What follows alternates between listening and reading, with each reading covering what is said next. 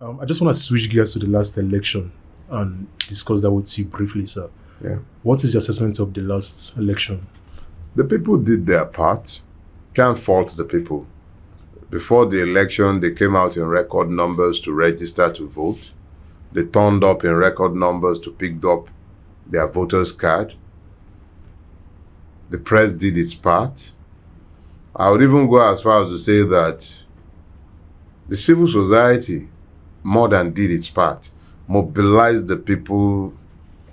Voters' confidence was at an all-time high because the fraudulent chairman of INEC was front and center, reassuring everybody that the elections will be free and fair, guaranteeing even as late as November, December, when there was a rumor that IREV wasn't going to be used. He came out at a press conference forcefully declaring that there will be no problem. The IREV will be used. Beavers would upload to IREV, will see results real time. And on election day, at least the presidential election day, the people turned out in record numbers. And then the shenanigans began. So the last election, the presidential election, there was a semblance of democracy up until the point where INEC began to perform its magic. By the time we were having the gubernatorial election, it was obvious that the entire process had been compromised. By then, you had the orification of Lagos State, for instance.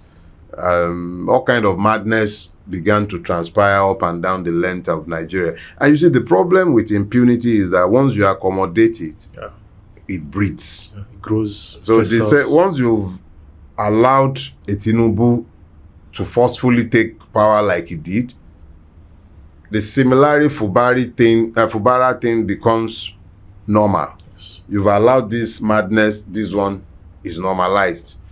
The moment you allowed that, it was no surprise that you had an Akpabio riding roughshod all over the Senate. So it's something that you have to understand that we actually only had a partial election. The people played their part, but INEC and the judiciary failed woefully.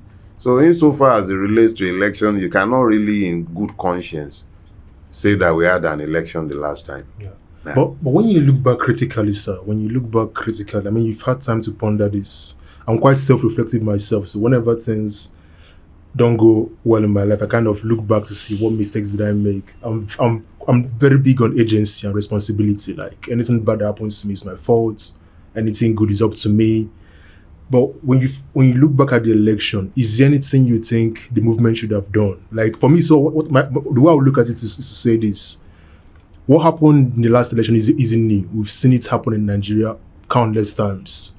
INEC may say whatever INEC wants to say, but we all know INEC is not reputable. They will still do what INEC always does.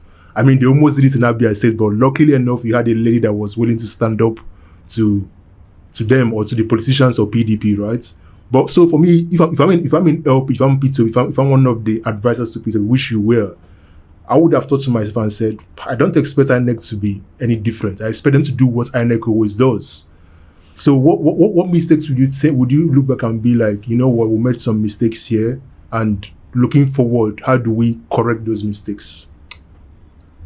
Number one, you've got to understand that you couldn't be talking about a movement in 2022, 2023 in the same sense as you are talking about one in 2024, 2025.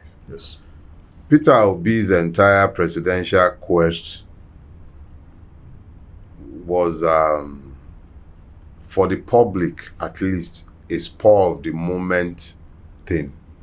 Spur of the moment in the sense that whilst he might have had the ambition, the people bought into the ambition and they more or less recruited him. I need you to understand that part. It could have been perhaps anyone else, but it was Peter Obi. The people found someone who could feel their pain. He spoke the language they could understand. Nigeria's oppressed, Nigeria's disadvantaged, the victims of Nigeria across the length and breadth of Nigeria coalesced behind the obedient movement. Those who believe that Nigeria has done them dirty came together. Peter Obi served as governor of Anambra State, and he left a good record there, regardless of what the politicians would have to say today. I disagree, though, but I will let you continue. Yeah. The general thought amongst the people of Anambra State, regardless of the politics. I was from Anambra State, so I kind of have first. Let me just put it this way: yeah.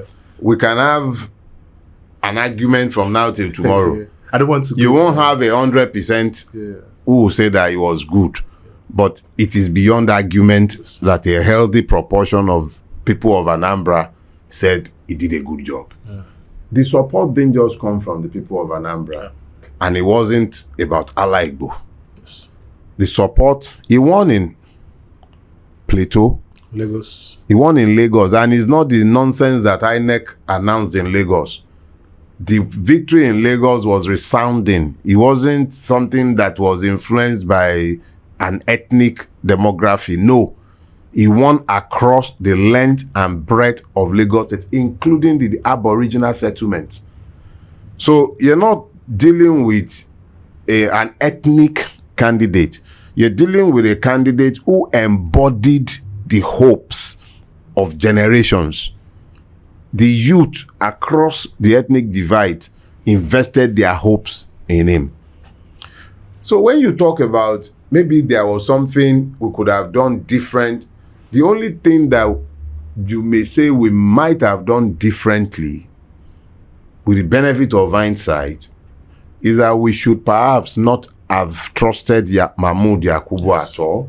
Yes. We should definitely not have believed that the provisions of the Electoral Act would be followed, Yes. which would have meant that we would have prepared ourselves for the streets, even as we were preparing for the ballot boxes.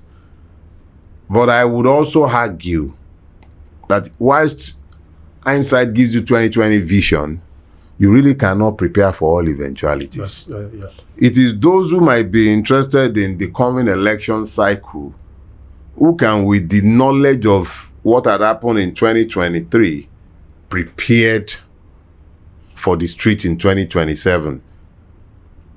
So 2023, there was no basis for us to have anticipated the level of decadence that happened to our electoral system.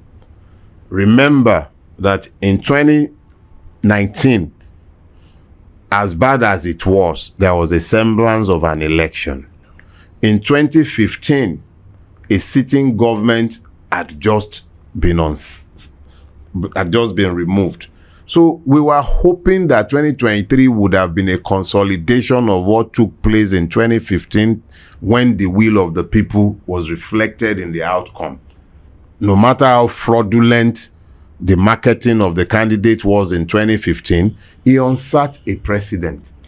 So we had no reason to believe that Mahmoud Yakubu was going to spring the kind of crazy surprises that he sprung. But 2027, anybody claiming that they were not prepared or they didn't know, that's a different ballgame. 2023, you would have to pardon us for being stupid enough to believe Mahmoud. Well, we were stupid to have believed him. Yeah. No, I will hold up to that stupidity. Okay. How do you trust a man who has done nothing to earn your trust? And he proved us stupid. So we must admit to it.